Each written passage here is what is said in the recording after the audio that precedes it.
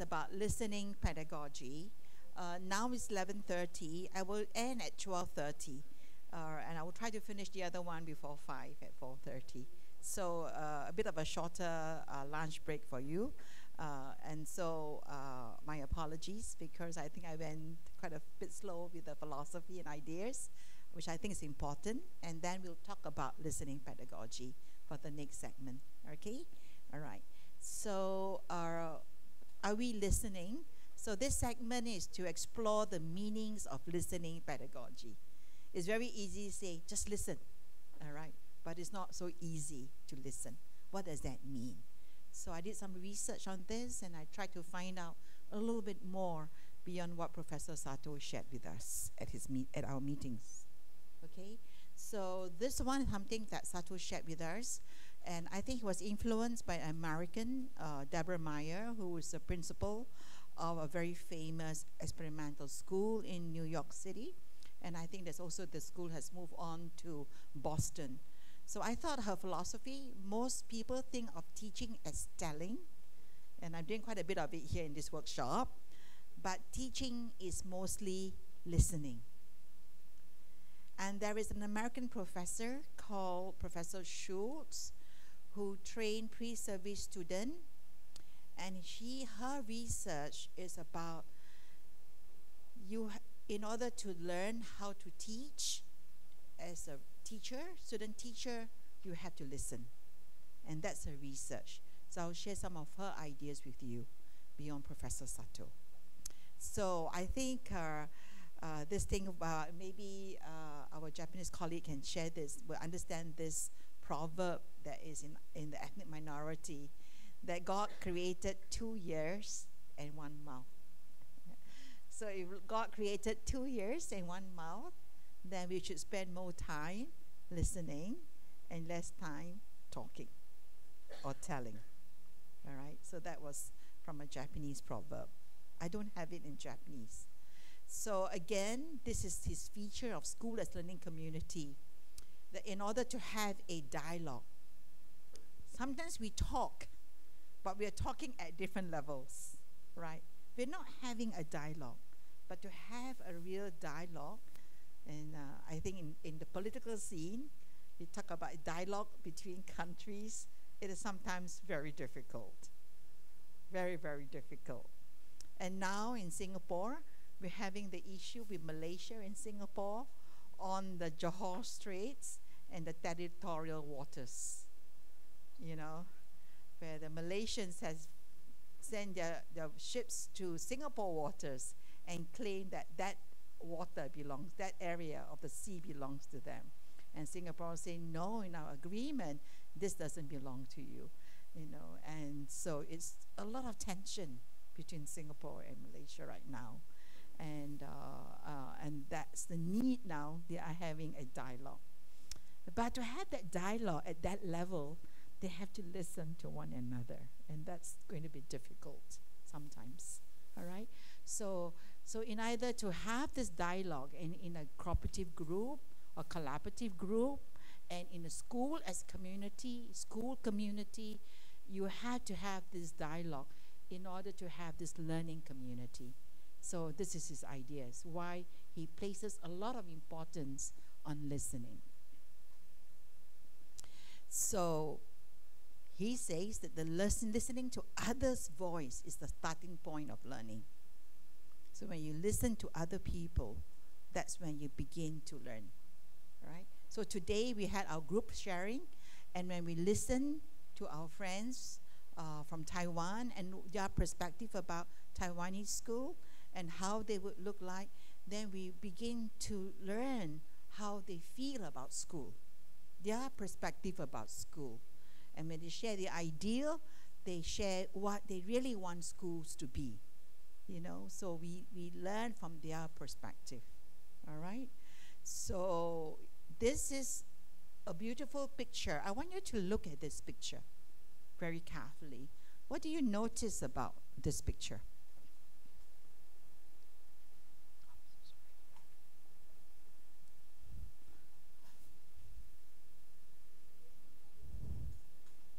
Okay, who is the speaker here?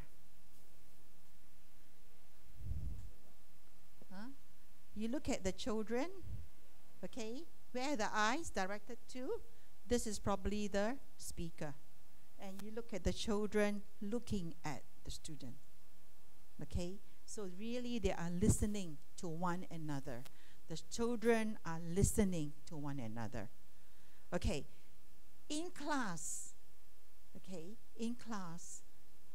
we often notice this. When the teacher talk, the students listen, right? When their classmates talk, what happens? They don't listen.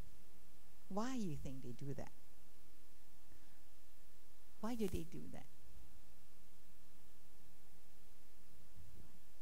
Yep, because what the teachers say is important, and what the teachers say is important. So my friends don't have very much thing to say. What they say is not important, or whatever it is. But it also could be a lack of respect, you know, because teacher is an authority figure. When the teachers speak, they listen. But when the classmates speak, you know, they don't quite respect them as somebody who has something to contribute. All right? So again, that sort of lack of respect for their peers could be one of the reasons. So we get to see this. And if you look at that, someone say the classroom is very crowded.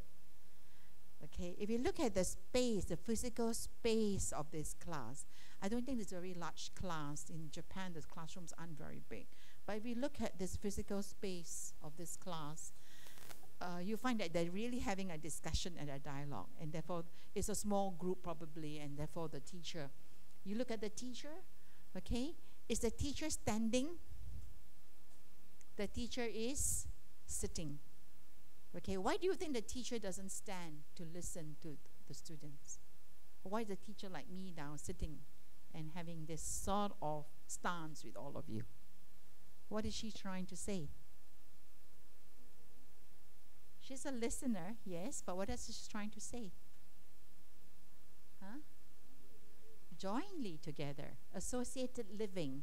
You're living together in this community. And therefore, I'm not above you in that sense. And so that stance, you see, is very important.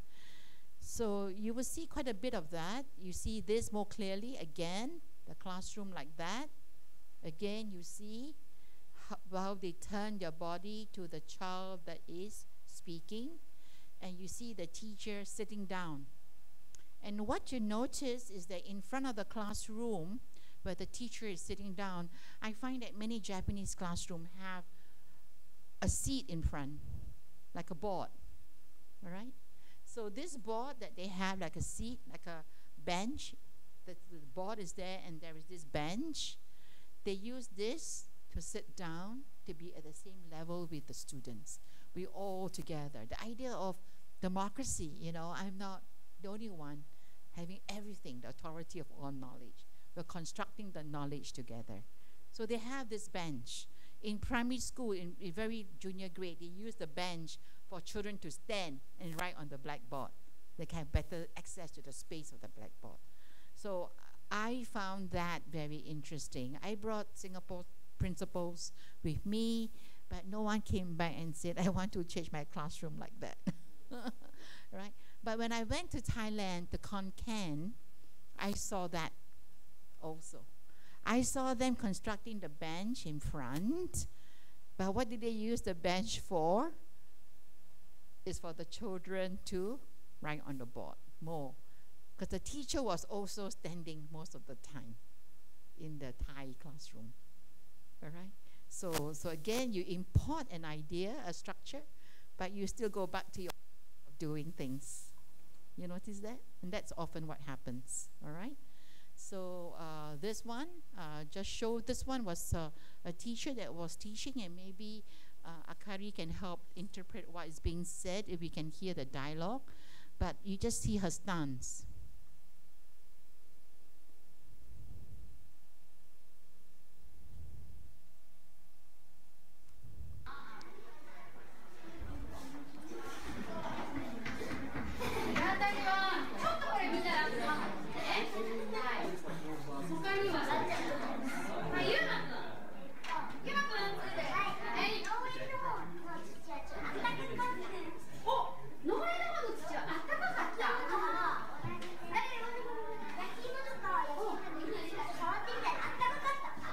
のぐらいの土は？そうなの？なんで農園の土あったかいの？なんで農園の土あったかいの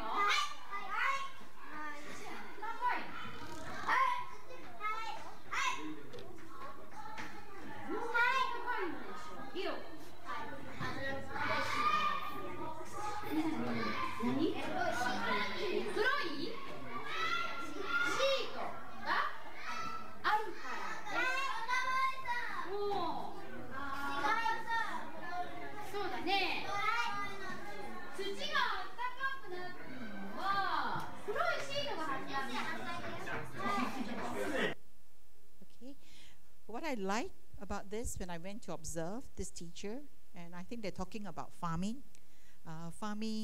in the garden, and farming in real farming, the differences between farming practices by farmers and farming that's done by the community or by the parents in the homes, vegetable garden at home, the differences. They were kind of having that discussion and using graphic organizers to show the differences between the two, that they are different. So she was doing that. But if we look at the structure of the classroom, most of our classrooms, right, they are like this in groups, or they are rows and then children just turn. Okay, this structure of the classroom is what Sato advocates, is U-shaped. Okay, it's a U-shaped classroom. That means the children, because this is a learning community, and I'm not the only teacher in the class. We are learning from each other too. So the children are facing the other side, and the children here. So it is U-shaped, and the teacher can move around. All right, so you have rows on the side moving that way. Okay, so this is one idea of U-shape. And then you see the teacher, you know, again you find that there is this idea that when a student responds to a teacher questions, who does the student look at? Usually the teacher, right? Okay, but when the student gives a response, a response, it's not talking only to the teacher. I'm talking to the community. You know, therefore you saw her asking the boy to look at his classmates, to tell and share his point of view with everyone, you know, which I was also trying to do with William, because when he was responding to me earlier on, he was looking at me. Then I say, William, you're sharing your ideas with the rest of us, not just with me. So again, the reminder, so she was trying to do that in this school, which is trying to do a bit of the learning community ideas. So you see her stance. You see the board. This doesn't work. And you see the board more clearly. Okay. And you find the teacher in Japan doing quite a bit. Maybe you see a bit more of this. You see. So the listening is also what we call embodied practice, using the body. That is another research area. Embodied practice. The body is used to show that listening stance. So she cocks the ears. The other video, you see the teacher going closer and looking like that, and even doing this. Okay, this is an example of using the body in your teaching. Embodied practice. All right? You see this? Squatting down. Okay, so listening, if you stand and you listen like that, you're still seen as an authority. But for me, I'm too old, I cannot squat anymore. So that's why you see me bringing the chair, you know, and being at the group and listening into the group in that sense. All right? So you see this teacher, and what we call his positional, his personality, and you see the teacher doing that. And I got many examples. There's another one. Again, this was shared by a Japanese professor with me. In her case, you see him listening to the group discussion. You see this. This is a second teacher and an assistant teacher in the class. Again, U-shape. You see her squatting. Okay, this is the teacher itself. Now you see the board more closely, and you see her squatting. So the whole lesson, she was in this position most of the time, not standing and having her class. Okay, all right? And someone was saying earlier on about calm. You wanted to have calm and quiet. school as learning community, I went into the school, the children speak very quiet voices. The children are very calm. Okay, because the idea is that when Akari speak, you know, Yi Ching is listening to her. So even though her voice may not be very strong, Yi Ching can still hear her, because some children's voices are not very strong because the classroom environment is quiet and peaceful and calm. Okay, so this is what they were trying to do. Okay, so I was very impressed with this teacher that I observed when I was there in Nagoya in 2010. Okay, so again, say really, when you put listening at the center of teaching, right, it really goes against the common practice. What is the common practice? Teacher talk, and you just listen. Okay, but she says teachers listen in order to teach, and students talk in order to learn. So you're kind of turning it the other way. But this is a very powerful statement by this principal. I think her school is Central Park Central Park East, and is a very famous school. And she opened another one in Boston, I think. Yeah. Okay. Now this is Singapore. It's very hard for me to get my teachers to move from teaching as telling to teaching as listening, because teaching as telling is a very common practice in Singapore. So when we have lessons in Singapore, this is our common practice. This is not a school as learning community. They're just doing lesson study.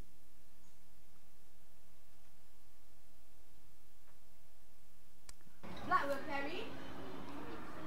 What will blood carry with them? Either oxygen or carbon dioxide, right? So you have the side that has blood rich in carbon dioxide. You have the side that has blood rich in oxygen, meaning inside your blood and all parts of your body. So, A, it keeps the heart pumping. Is it true? No. It is not true. Why? When your heart pumps, it pumps the blood, yes. But the blood is not the reason why the heart is pumping. What causes your heart to pump is your electrical impulses that is sent down from your brain to your heart. Okay, so it's the electrical impulses. It's not the blood. Alright? So it's not the blood. But of course, excessive loss of blood will cause your heart to stop pumping. So this is very common in Singapore. Very common practice. Option number one. Teaching is telling. Okay? Alright? So we did a piece of research in 2004 and 2010. And I think that, again, redoing the research now, they look at instructional practices. That means how teachers teach in primary 5 and secondary school, okay? And what they have found is that the most common practice is direct instruction or traditional instruction, both in English and in mathematics. So direct instruction means teacher asks a question, student respond, very often short sentences, right? As Sarah said, a lot of student talk here is not elaborated responses, just a little bit. And then it's the teacher that will elaborate and add on. IRE, direct instruction, is very, very common. And the other one is traditional instruction. How they define in this piece of research is that a lot of worksheets, a lot of text work, book work, a lot of telling, just talking non-stop, and so on. So the kinds of authentic pedagogy, the authentic pedagogy here refers to student-centered approaches.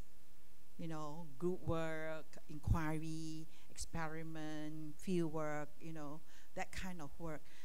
You find that we have less. The most common are the other two, all right? Not just in primary school, but also in secondary school. And those of you who are English language teachers, teaching language, to find that direct instruction is used in English is quite difficult for me, because English, there's so many opportunities for group discussion, right? So many opportunities to help one another to understand the text in reading. and so on. Okay, but in Singapore, a lot of English instruction is teaching you drill and practice. This is the way to answer the textbook research comprehension questions, you know, so they do a lot of that. All right, so you see a lot of that. Okay, so what happens when there's so much talk in the classroom? What happens? What happens? Huh? Here? Here? Here? Okay, this happens a lot. All right, what happens? Here? You see?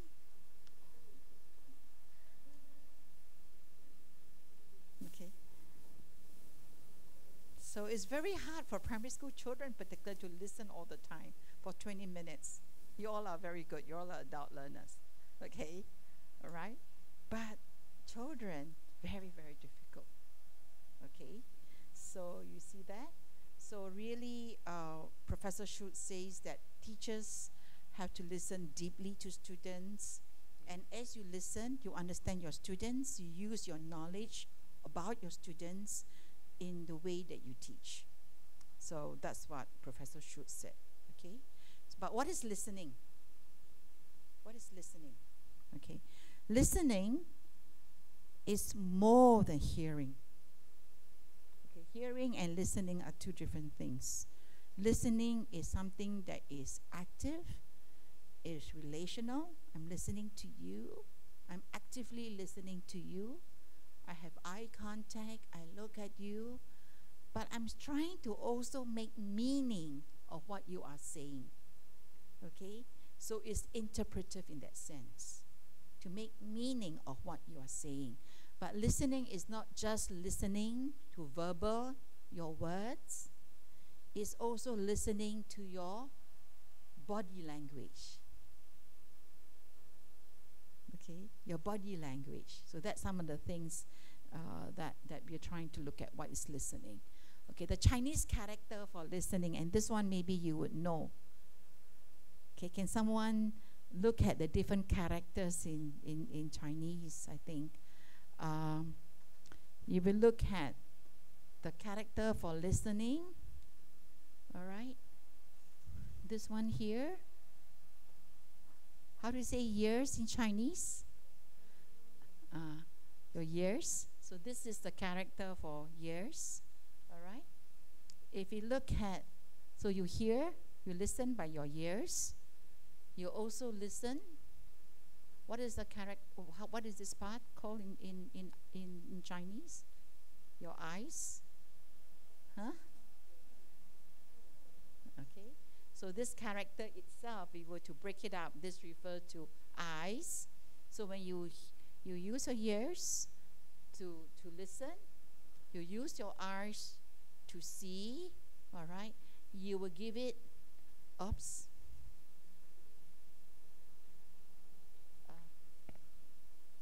Okay.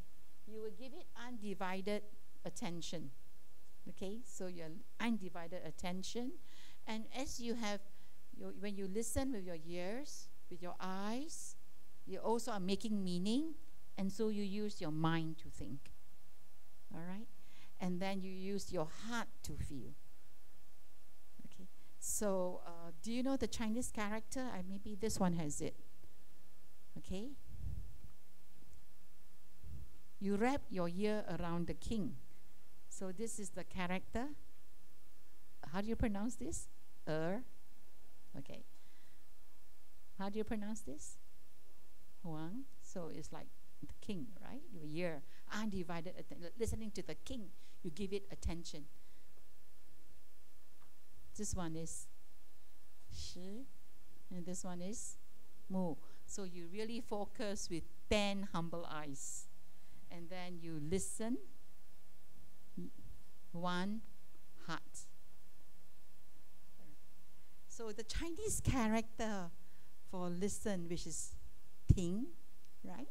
Ting, has different components.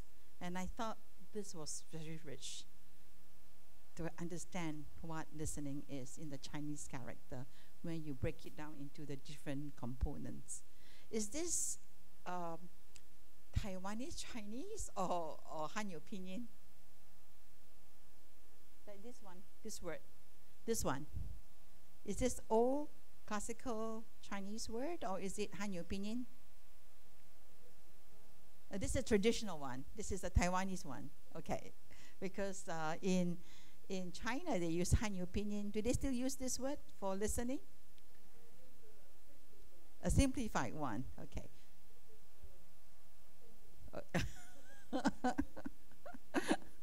The traditional one, the earlier one that is still in Taiwan. So this has all the different components for listening.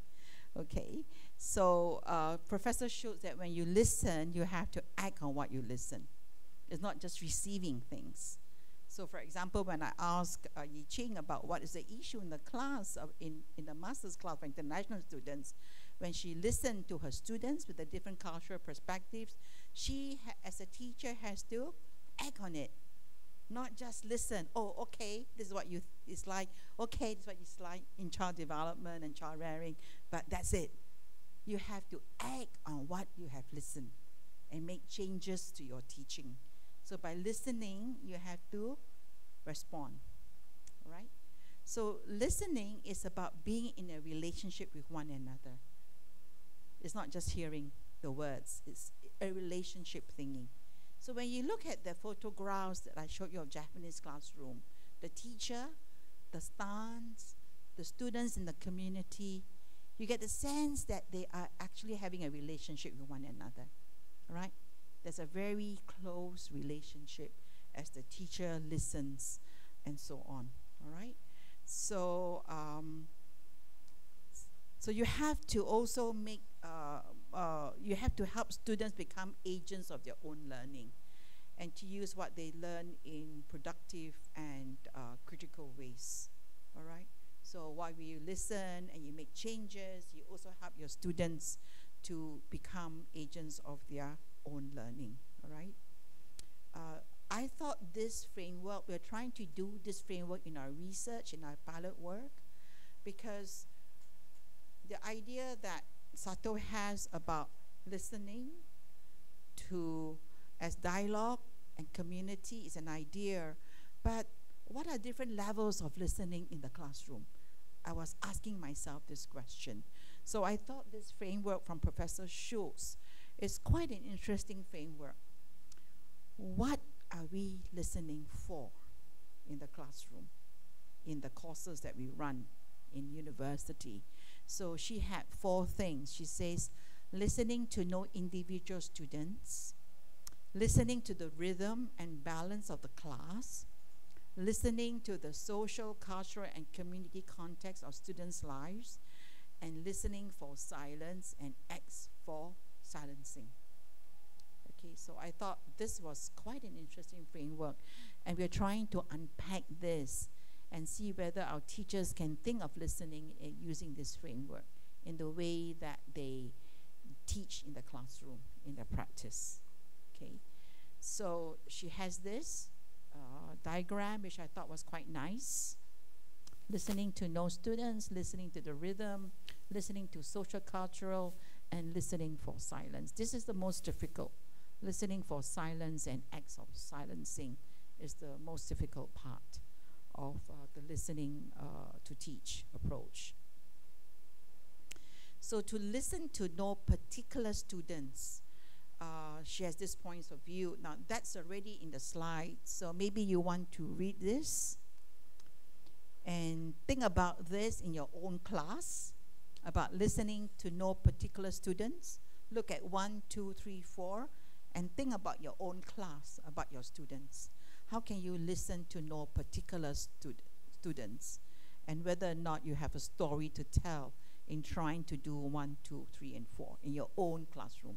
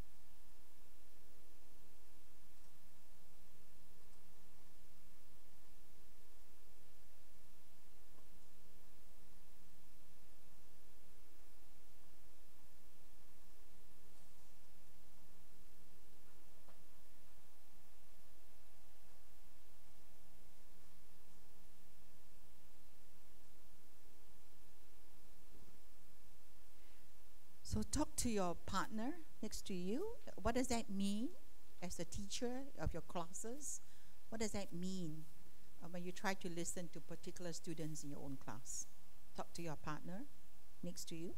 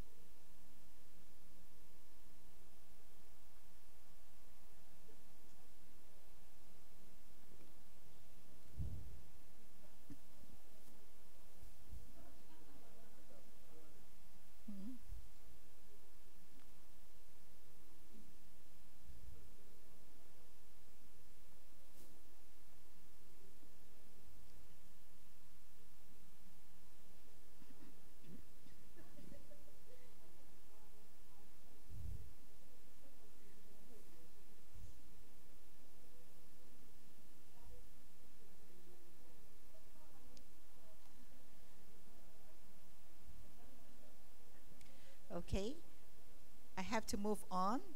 We're going to ask Yafen, who's a school teacher, and so maybe she'll share her thoughts about what it means to listen to know particular students in a class.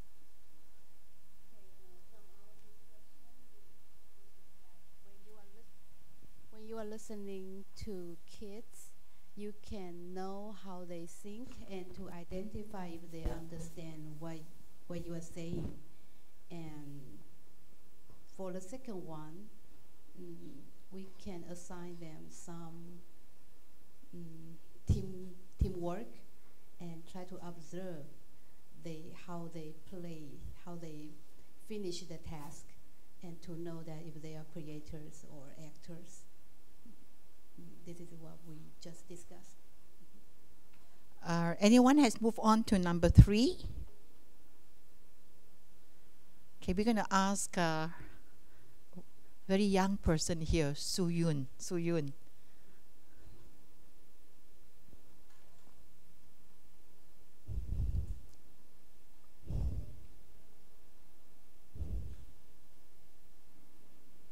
I think it tells us that students are from different cultures and they bring their backgrounds to the class, and teacher has to listen to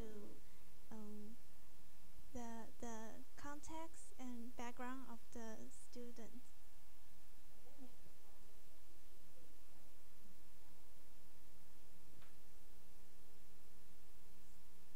Teaching race as an issue she has to deal with as a teacher, she was talking about number 3, international students.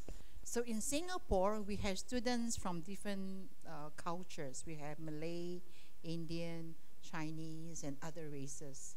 So it's very multi-ethnic, multicultural. And so they all come with different sort of identities. And also in the classroom, we have children with different socioeconomic backgrounds. Parents who are very rich, and we have people who are very, very, very poor.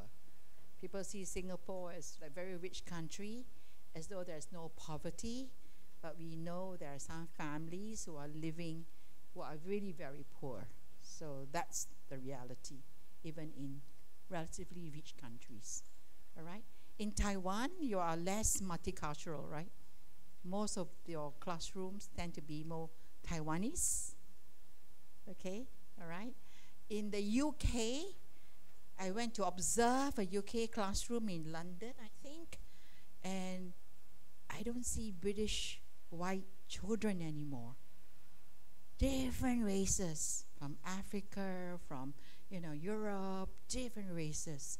I don't see many white children in the schools in London. So again, there are issues like that. All right. Any thoughts about number 4? Attend to the relationship that shapes students' positions in the classroom.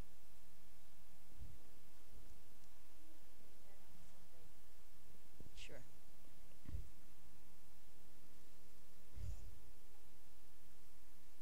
We are coming from the background of early childhood education, so most of the time we communicate or interact with children who is maybe 3 to 5, 6. I think that can also be implied if we are interacting with the first grade or second grade teacher. They are so small, so they cannot describe or explain themselves very well. So we can, including all the strategy we just talked about, we need to talk to them, use words, use gesture, use body language, and really to understand what they try to explain for themselves, or they try to communicate with the teachers. And also for the number 4, attend to the relationship that shape the student's position in the classroom. I think that's mostly useful for the teacher who is really young. So for the kids in the kindergarten or also the first grade or second grade, I think that can be explained. Okay. Any other comments about point number 4? Let's hear from Switzerland. Sarah?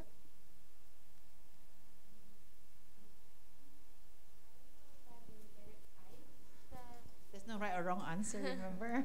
It's just a perspective that you're sharing. So I think it really depends how you work together with the students, and you can really elaborate a quite kind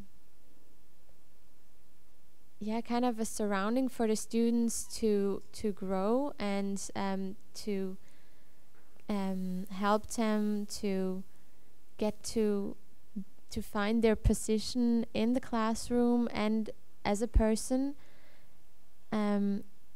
So I think as a teacher, if you have a good relationship to your students, you can be like much more than just someone teaching them about school stuff. So Nadine from Germany, your thoughts about that? I'm actually also teaching in Switzerland, Yes, so that's it's the right, same. yeah. Yeah. So any comments you want to add to what Sarah said?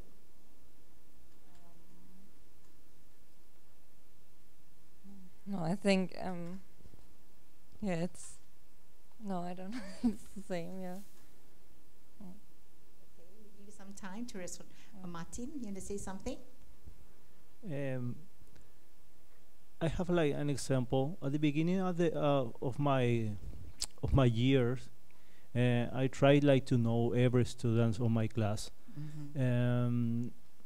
I think that is very good because you know every student's position, economic position, cultural, everything about that, about the students. And if they have like a problem there,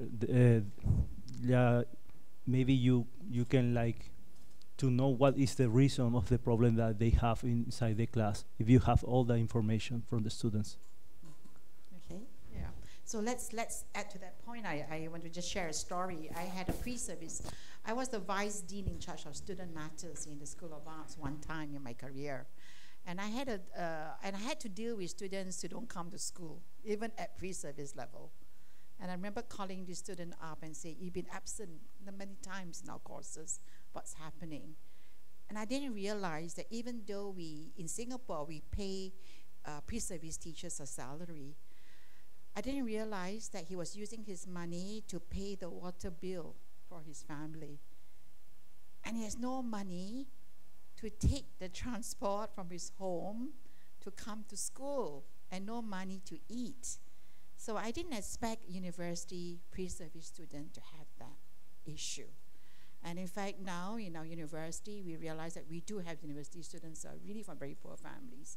And so we are having bursaries to help the students in that sort of thing. But then you begin to understand, when you think of a student not coming to class, you think, oh, he's lazy, you know. He didn't wake up, right? He couldn't get up on time to go for classes. He's just having a fun time elsewhere. Student teachers, you just don't think they you know, that there are some student teachers who are like that. But when I call him up and have a chat, then I realized, you know, then another student who was failing her course, and basically she was kicked out of home. She was sleeping in the park, you know. So, and she was asthma and she was sick, you know. So again, that's why she's failing the courses, you know, because my role as student associate dean or vice dean was to counsel the students. So again, we hear their stories, understand what they come from, and what they bring to the university with them as pre-service students. Let's hear from William, who's a teacher and then became a teacher educator and then go to school to observe schools. For the STEM and okay. Okay, I just talk about the STEM and first. For me, I think it's just when we try to listen to the particular students, and we could engage ourselves with the students, and then the student probably could find find their identity and their roles in the classroom. So I think that's the good when we try to. I think the key word is the engagement for this the interaction between the teachers and the students. Okay, that's it. All right, thank you. But I think the point that was raised by Ruth, I think, is students' position in the class, that when the teacher sees that person as a human person, a whole person, then you don't see them having a low position in the class, right? They're all, after all, it's democratic. It's everybody equal in that sense, right? But you know that in certain classrooms, some students somehow are not liked by their peers. Nobody wants to be friends with them, and they are at the low position in the classroom. And so to what extent we want to be sensitive to that. Maybe I just show you this video that I happened to take.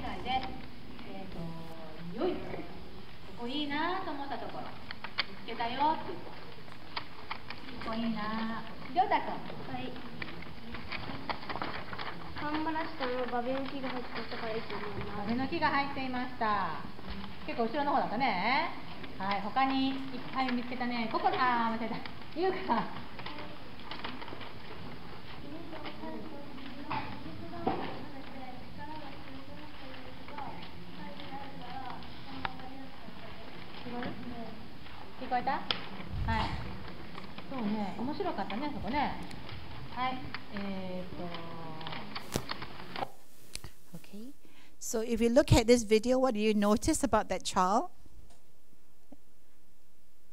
What do you notice about this child?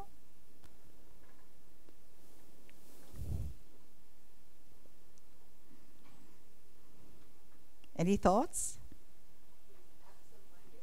Okay, that means he's not paying attention and he was not with the class, he's not with it, yeah. If you observe his physical size, what do you notice about him? It is smaller. He's smaller than the other children. So after that, I asked the teacher about this student. So he comes from a difficult family, a disadvantaged family. And so we see kids from disadvantaged homes and what happens when they are in classrooms. And so they miss out a lot of the learning, right? And so on. So you get to see some of these issues. Okay, and the other thing is about listening to classroom, the rhythm and the balance of the classroom, to pay attention with how people interact within the groups, across groups, and so on. And I want to just show you that, you know, you can read this because of time. One here, a Singapore teacher teaching a grade 1 class. Using clues to make good guesses is called making inferences. Everybody say making inferences. Alright. But we don't know the story. But we don't know the story. What's the title of the story? You know what happened in the end, right? Yeah. Okay, so making inferences. Now, look for example. Okay? If Madam Leong come into the classroom, let's say for example, Madam Leong come into the classroom, okay, I want you to observe the clues, I walk into the classroom. Okay, so here you hear the teacher talking, but the kids were interested in what she was saying, but the kids had a question. Okay, what is the title of the story?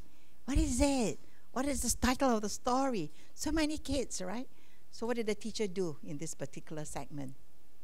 Did she respond? Did she listen to the teacher or students' questions? She just went on to the next activity. All right. So in Singapore, we find that when the teachers plan lessons, they have activity after activity after activity. They just want to finish the activity. I do A, I do B, I do 3, I do 4, and I'm finished teaching. So when kids ask questions, you know, kids respond differently, they just not listening. Okay, so I'm trying so hard to change this practice, you know, and it's really a challenge for me to do this work in the Singapore school because it's so ingrained, some of the current practices that we have, all right? So again, this is the rhythm of the classroom. How do you do it? I found that this is a Japanese classroom with a blackboard like that, and you can see the balance, you know.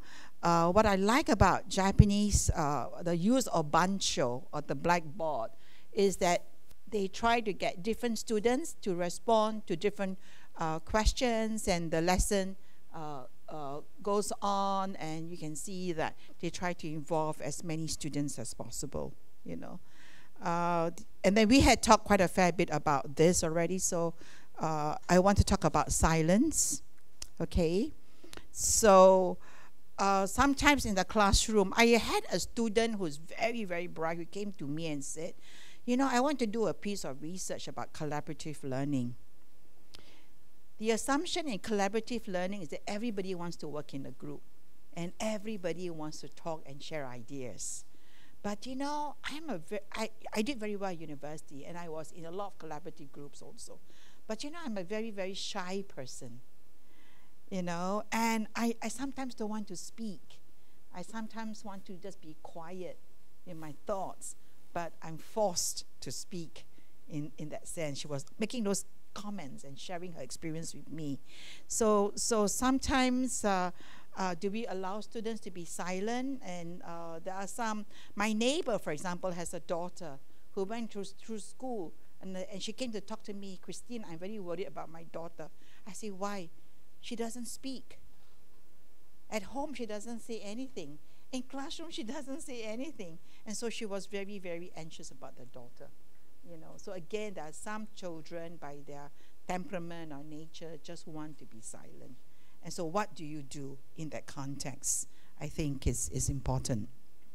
Okay, so I have a student, another master student, who worked with, in her class, she noticed there were 3 girls who are very silent, who doesn't say very much. So she took them out of the class, or met them after class or before class, and then worked with them to get, and when they were with her, they speak. But when they're in a class like this, they don't want to speak. You know, so how do you then deal with such kinds of students? All right, this book, The Sound of Silence, I just share this with you. It's a very beautiful children's book, and I really enjoyed reading this book. And so the koto player told Yoshio, you know, the most beautiful sound is the sound of ma, of silence. So actually, in the story, Yoshio went around Tokyo to look for ma. You know, what is this ma that the koto player talked about? So was trying to look at that, and finally realized that in spite of the noise of the city, he can still find silence within himself and with his thoughts, you know. So something like that he was trying to then say, oh, now I know what the lady is saying, okay? So we already talked about this, but the whole idea about listening pedagogy is not just dialogue, it's not just community, but this slide talk about caring relationship. So I think what I was trying to do is also in the work with my teachers is to say that in the classroom, do we as teachers show that we care for the students? So if you listen to me, you care enough to listen to me. You know, so this caring relation, this caring, the ethics of care that Nell Noddings from Stanford talked about is something that I'm trying to bring across to our teachers, okay? And this is just for you to think about, what do great listeners actually do? This is from Harvard Business Review, so you could just read and get some ideas of what is involved in listening, okay, and so on, okay. So in terms of conditions to listen to students, therefore collaborative learning is very important, because when you do collaborative learning, then you give opportunities for talk and interaction. One of the common pedagogical practice in Japan for mathematics is that they just give the student a problem, a math problem. The student in group share the solution to the problem, all right? And then they come up to the front, and then they share the solution to the problem. So these students coming up to the front and sharing their ideas with the whole class is very common practice in Japanese classrooms. Our teachers would say we have no time to have that, students coming up to share. We have so many groups, so how do I decide who to share and not to share? You know, so I think that even in this workshop, when you share your ideas, we learn from one another a lot more, okay? All right? So this is some of the difficulties, and I think the challenges that even my teachers share about. It's very hard to listen well. It's very hard to listen with empathy. It's very hard to listen to a perspective that conflicts with your own. It's very hard to listen in a democracy. It's very hard to listen to silence. That's the hardest part. And it's very hard to give the undivided attention. Okay, it should be undivided attention when the classroom is very busy. It's very hard to give that undivided attention. Okay, so these are some of the challenges. So I think we have to help teachers develop this. So I believe that it is in the doing that we learn. So that's why I talked about it yesterday. You do, when you try to do, you learn. Okay, so it's the doing that we learn. And as we do, we question what we do and so on, and then we discuss it with others. So this is the theory of transformational learning among teachers. So we go from awareness to practice and to dialogue on how to bring about change in teachers.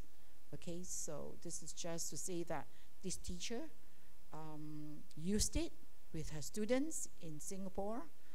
One of my master's students did a master's project.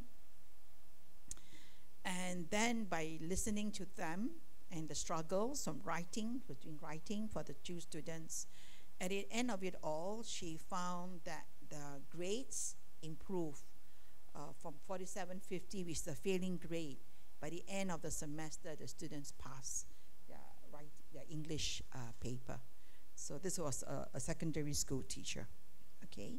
So I thought this was quite nice from this Japanese Kurahashi.